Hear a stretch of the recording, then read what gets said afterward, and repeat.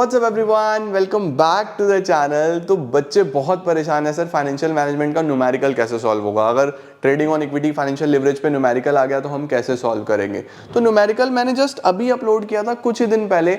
बहुत सारे बच्चों ने देखा भी होगा, मुझे नहीं पता, बहुत सारे बच्चों ने नहीं देखा। तो मैं इस वीडियो में वो वीडियो कनेक्ट कर रहा हूं सो दैट आप देख पाओ और बड़े आराम से उस न्यूमेरिकल को सॉल्व कर पाओ। ज्यादा स्ट्रेस मत लेना, टेंशन मत लेना, आराम से एक नजर दौड़ा लो। दो चीजें इंपॉर्टेंट है, रिटर्न ऑन इन्वेस्टमेंट ज्यादा आना चाहिए रेट ऑफ इंटरेस्ट से। इतना सा कॉन्सेप्ट है। रिटर्न ऑन इन्वेस्टमेंट कैसे निकलेगा? Profit before interest and tax upon capital into 100। ठीक है, रेट ऑफ इंटरेस्ट हमेशा गिवन होता है, तो आपका जो रिटर्न है वो ज्यादा होना चाहिए रेट ऑफ इंटरेस्ट से। जो कमाया वो ज्यादा होना चाहिए जितना पे करना है, सिंपल। चलो कोई बात नहीं, टेंशन मत लो, ये क्वेश्चंस देखो, आराम से सॉल्व करो और तुम्हारा न्यूमेरिकल पोर्शन हो जाएगा। Let's begin.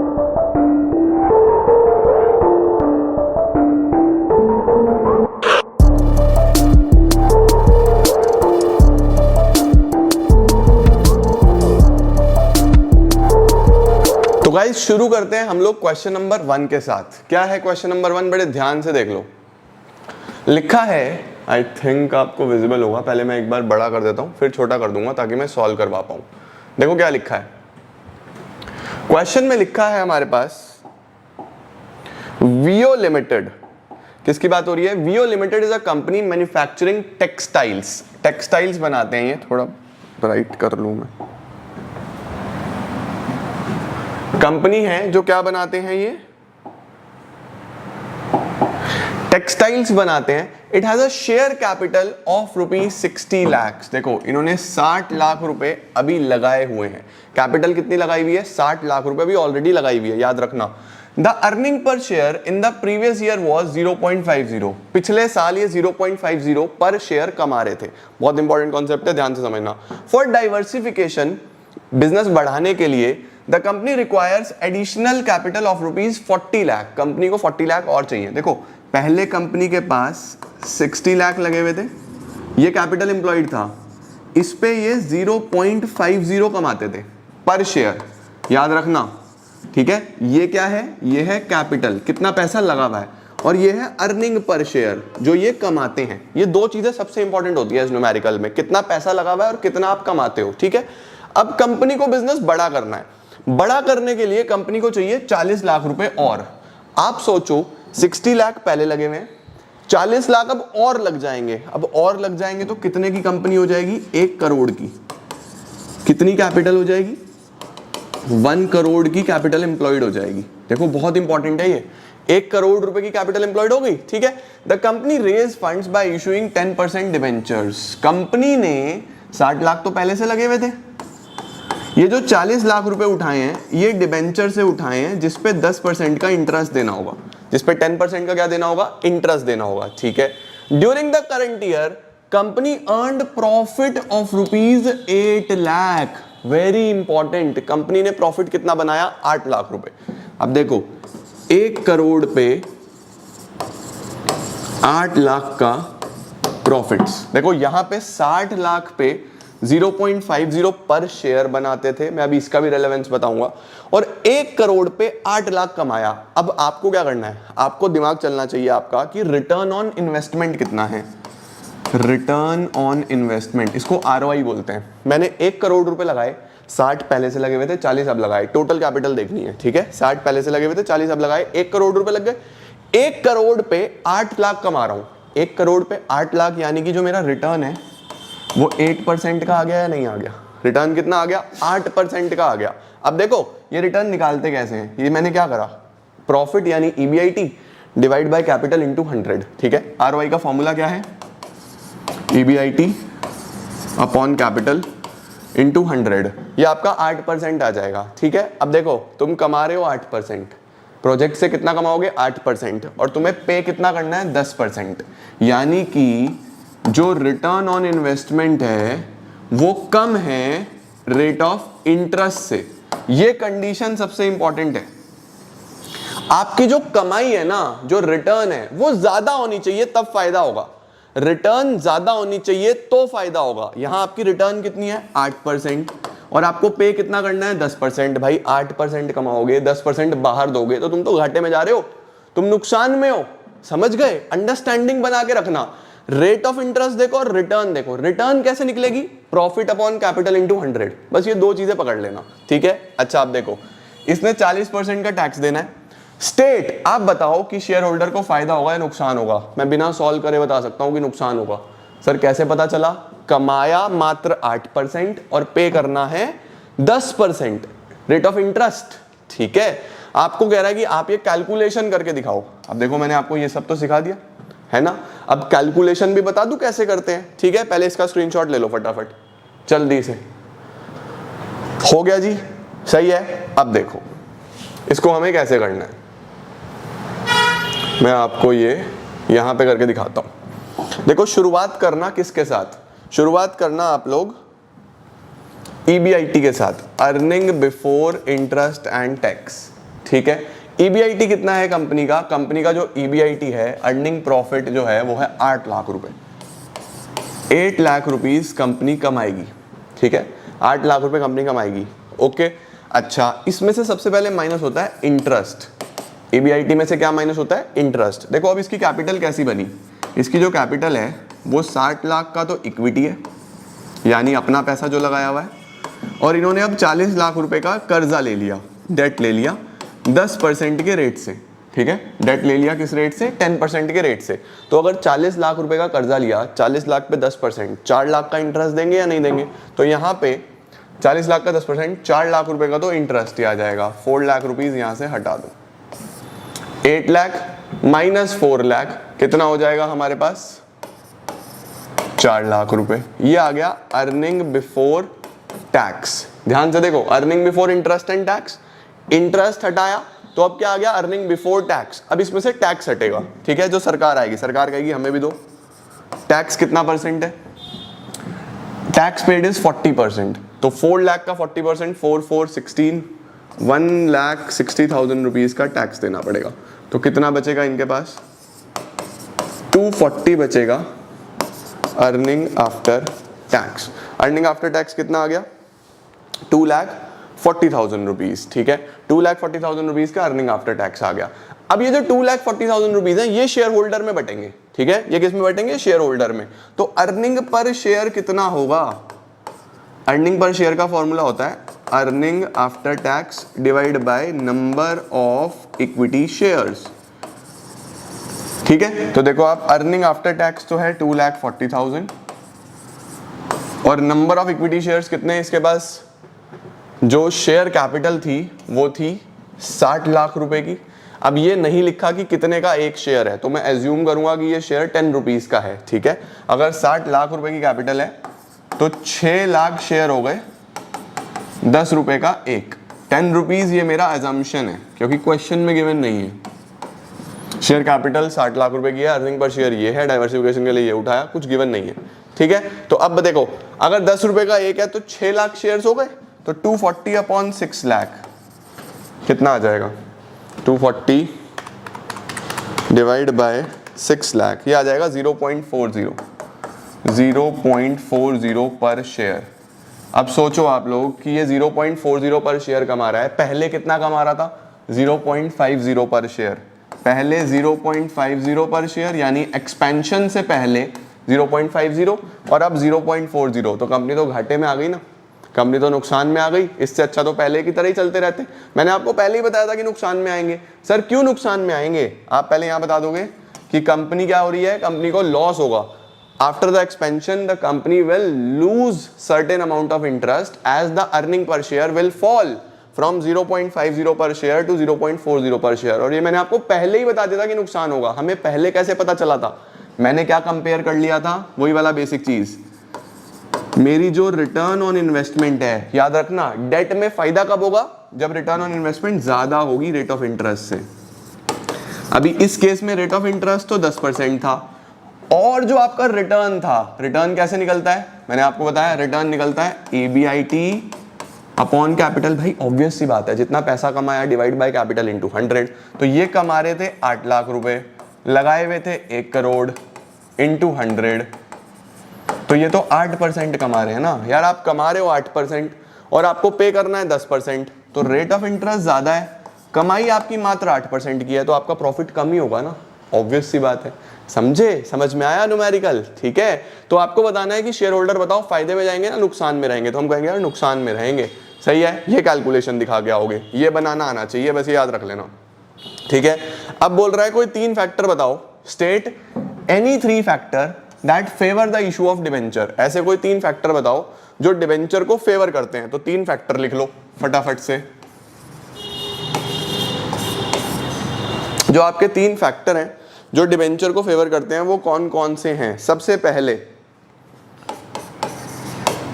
टैक्स डिडक्टिबिलिटी, अगर डेट होता है तो टैक्स कम जाता है, याद रखना। अगर आपके पास टैक्स होता है तो यहाँ पे इंटरेस्ट कट जाता है ना, तो टैक्स कम जाता है। दूसरा फ्लोटेशन कॉस्ट, डेट में फ्लोटेशन कॉस्ट कम होती है। तीसरा कंट्रोल। ये 3 फैक्टर लिख के आना। डेट में आपको कंट्रोल नहीं लूज करना पड़ता। तो 3 फैक्टर कौन कौन से हो गए? Tax deductibility, flotation cost, control. ये तीनों डेट को फेवर करते हैं। ओके, ये फर्स्ट क्वेश्चन, जल्दी से स्क्रीनशॉट लो फटाफट। आओ अगला सवाल करते हैं, एक और बढ़िया सवाल। अब तुम्हें बहुत अच्छे समझ में आएगा क्योंकि तुम बेसिक समझ चुके हो मेरे से एक बार। क्या लिखा है देखो, well being limited is a company, एक कंपनी है, इस कंपनी का क्या नाम है? Well being limited. Engaged in production of organic foods बनाती है। Presently it sells its product through indirect channels, but considering the sudden surge the company is now incline to start its online portal. Online portal शुरू करना चाहते हैं। The company is now the financial manager of the company are planning to use debt. अब manager बोल रहा है कि यार डेट को लेना पड़ेगा in order to take advantage of trading on equity. Trading on equity क्या होता है? ट्रेडिंग ऑन इक्विटी ये बोलता है कि डेट डालोगे तो फायदा होगा। फायदा कब होगा?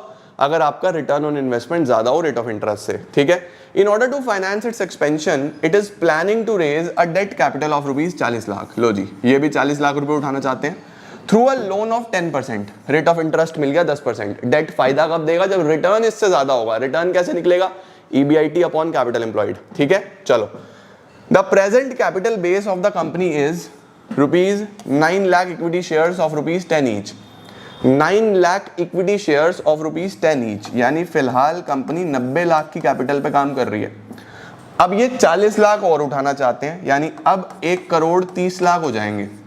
90 तो पहले से था, 40 का डेट लेना चाहते हैं, तो अब 1 करोड़ 30 लाख हो जाएंगे। 2 सिचुएशन पकड़ में आई, ऐसे पकड़नी है एक पॉइंट, ठीक है। अच्छा, आगे लिखा हुआ है रेट ऑफ टैक्स इज 30%। चलो टैक्स की बात तो बात की है। What are the 2 conditions necessary?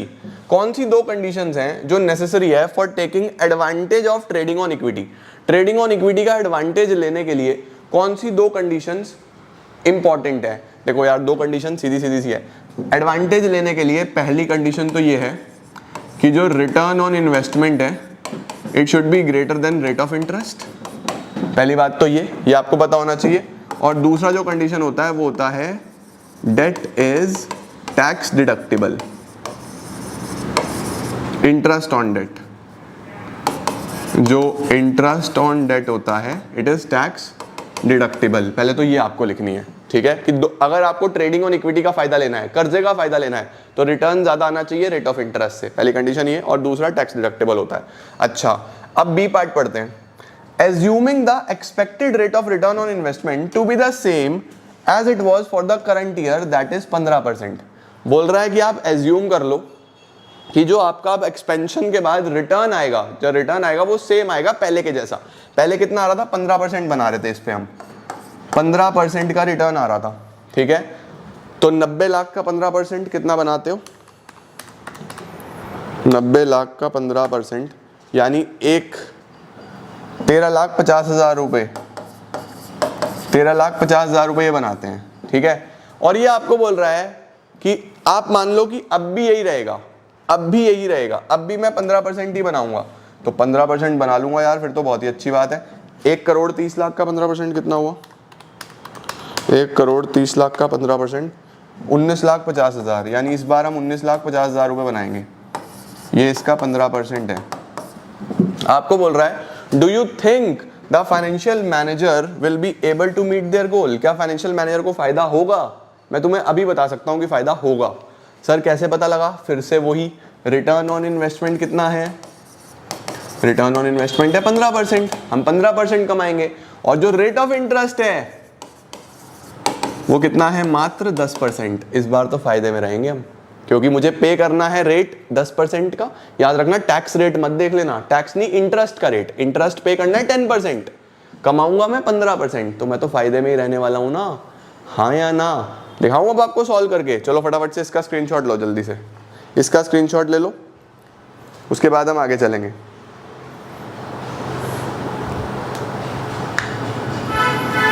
ठीक है, अब देखो, अब हम बना लेंगे दो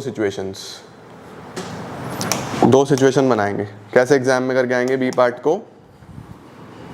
सिचुएशन 1, सिचुएशन 2, ये है बिफोर एक्सपेंशन, ये है आफ्टर एक्सपेंशन। ठीक है, सबसे पहले तो कैपिटल लिख दो। बिफोर एक्सपेंशन कितनी है? कैपिटल एम्प्लॉयड बिफोर एक्सपेंशन था इसका 90 लाख रुपए का था आई थिंक, हाँ 9 लाख इक्विटी शेयर, 10 रुपए का एक, तो 90 लाख रुपए का तो पहले इनका था।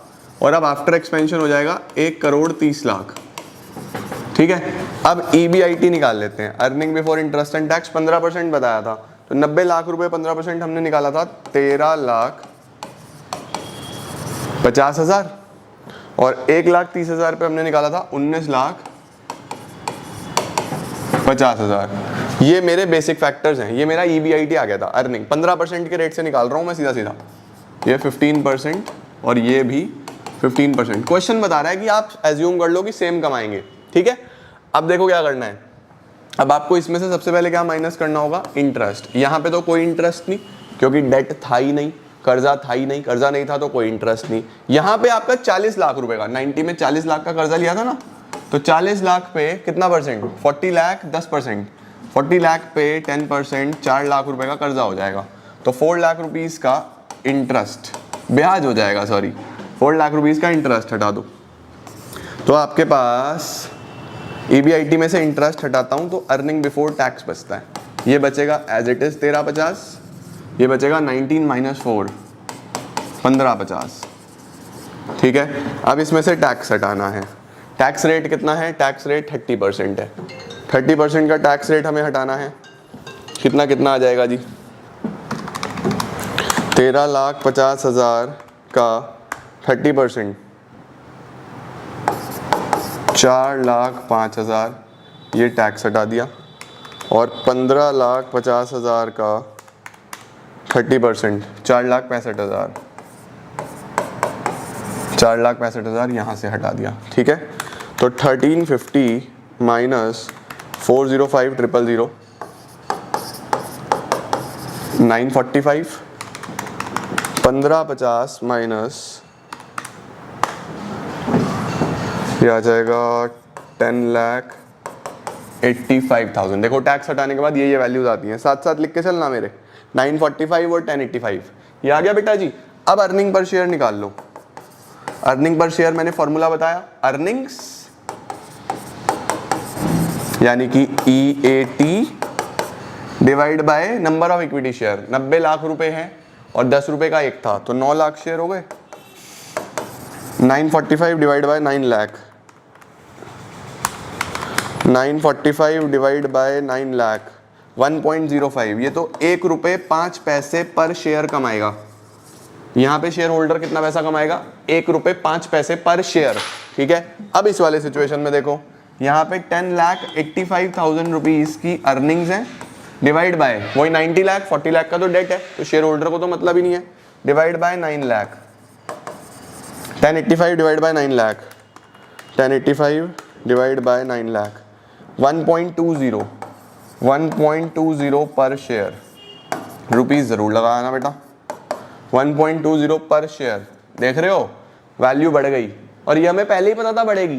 क्यों बढ़ेगी? क्योंकि जो रिटर्न ऑन इन्वेस्टमेंट था वो 15% है, वो ग्रेटर था रेट ऑफ इंटरेस्ट से जो कि 10% था, तो फाइनेंशियल लिवरेज ने पहले ही बोल दिया था। इस तरीके से आपको दिखा के आना है, समझ में आता है? This is how numericals should be done. इस तरीके से आपको न्यूमेरिकल्स करने हैं। स्क्रीनशॉट ले लो जल्दी से, फटाफट से। फिर एक और करा दूंगा मैं बढ़िया सा सवाल, आ जाओ तीसरे पे चलते हैं, आओ फटाफट से।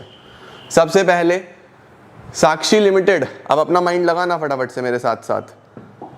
साक्षी लिमिटेड एक कंपनी है जो इलेक्ट्रॉनिक गुड्स बनाती है, उसका शेयर कैपिटल जो है वो 120 लाख है, यानी कि 1 करोड़ 20 लाख, और अर्निंग पर शेयर पिछले साल 0.5 पर शेयर है, अर्निंग पर शेयर 0.50 है, ठीक है। डाइवर्सिफिकेशन के लिए कंपनी को 80 लाख रुपए और चाहिए, तो 1 करोड़ 20 लाख पहले से थे, 80 और उठा लेंगे तो अब 2 करोड़ की कंपनी हो जाएगी, ठीक है। अब इसके अंदर 120 इक्विटी हो गया, मैं यहाँ पे लिख देता हूँ 1.20 करोड़ इक्विटी हो गया, और 80 लाख रुपीस का इसने डेट उठाया होगा। देखो 80 लाख रुपए चाहिए, company raise funds by issue of 10% debentures, ठीक है। During the current year company ने जो पैसा कमाया है वो कमाया है 16 लाख रुपए ऑन कैपिटल एम्प्लॉयड। कितना कमाया? 16 लाख रुपए कैपिटल एम्प्लॉयड पे, यानी कि जितना भी पैसा लगाया 16 लाख रुपए बनाए, ओके। टैक्स पे करा 40% के हिसाब से। State whether the share holder gained और लॉस्ट, फिर से वही, शेयर होल्डर को फायदा होगा या नुकसान होगा। तो यार देखो 2 करोड़ रुपए पे कितना पैसा बनाया है? 16 लाख रुपए बनाए हैं, तो आपका जो रिटर्न ऑन इन्वेस्टमेंट है वो कितना आएगा? EBIT upon capital employed, 16 lakh upon 2 crore into 100, 8% का रिटर्न आ जाएगा। 2 करोड़ पे 16 lakh, 16 lakh divide by 2 crore into 100, 8% का रिटर्न आ गया। अब देखो रिटर्न है 8%, और जो रेट ऑफ इंटरेस्ट है, जो इंटरेस्ट पे करना है वो है 10%। Rate of interest 10%, rate of interest ज़्यादा है, कमाओगे 8%, लॉस में जाओगे, लॉस में ही जाएगी कंपनी 100% लॉस में जाएगी। फिर से मुझे पता लग गया, हाँ या ना, घाटा हो जाएगा। 0.50 है ना, ये कम हो गया आएगा, 100% कम हो गया आएगा। अब आपको निकालना तो आता ही है, क्या करोगे? सबसे पहले EBIT ले लोगे। EBIT कितना है इनका? 16 लाख रुपए, माइनस करोगे इंटरेस्ट। इंटरेस्ट कितना? 80 लाख पे 10%, 8 लाख रुपए का इंटरेस्ट आ गया। आपके पास आ गया है अर्निंग बिफोर टैक्स, 8 लाख का अर्निंग बिफोर टैक्स आ गया। इसमें से टैक्स हटा दो। टैक्स का रेट कितना है? 40%, 320, ये हटा दो। 8 लाख माइनस 320, 480 बचेगा। अर्निंग आफ्टर टैक्स बचेगा 480। अर्निंग पर शेयर कैसे आ जाएगा? 480 divided by equity shares. Equity shares कितने थे कंपनी के पास? 1,20,000 रुपए की शेयर कैपिटल थी, 120 लाख की थी, तो 1,20,000 हो गए बस, ठीक है। 480 divide by 120,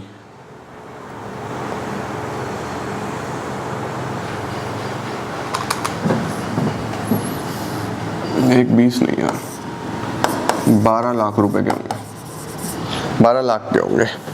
480 divide by 12 lakh, क्योंकि 1 करोड़ 20 लाख थे, तो 480 डिवाइड बाय 12 लाख 0.40 पर शेयर आ गया। जबकि पहले हम कितना बना रहे थे?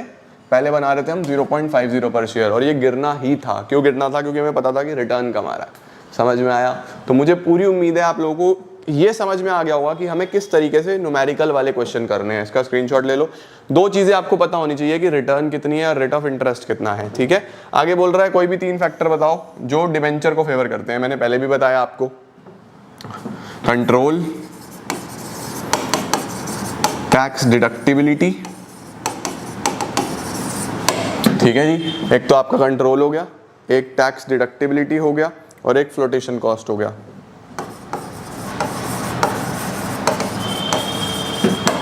परफेक्ट, लो जी।